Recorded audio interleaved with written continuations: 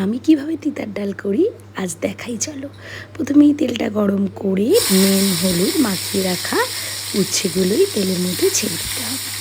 তারপর উচ্ছেটা ভাজা ভাজা হয়ে গেলে উচ্ছেগুলো তুলে নেব।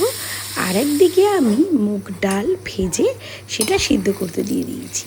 সেটা হাফ সিদ্ধ হয়ে গেলে তার মধ্যে লাউগুলো দিয়ে সিদ্ধ করে নিয়ে রাখতে হবে। তারপর উচ্ছেগুলো তুলে ওর মধ্যে একটু রাঁধুনি আর তেজপাতা ফোড়ন দিয়েছি। তারপর আরেকদিকে একটু আদা আর একটু রাঁধুনি বেটে রেখেছিলাম, সেইটা ভালো করে তেলে দিয়ে একটু কষিয়ে নুন হলুদ পরিমাণ মতো দেবো। তারপর ওই রাঁধুনি বাটারই জলটা ছিল, সেই জলটা দিয়ে বেশ একটু কষিয়ে নিয়ে দিয়ে দিলাম ডালটা। আর কি, হয়ে গেল ডাল রেডি। এবার শুধু দুটো ফুট দেওয়ার অপেক্ষা।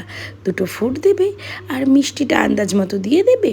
তিতার ডালে একটু মিষ্টি না দিলে আমার আবার ভালো লাগে না। তারপর গন্ধরাজ লেবুর পাতা দিয়েই 1 ঘন্টা পরে খেয়ে নেবে ডাল। দারুণ খেতে লাগে।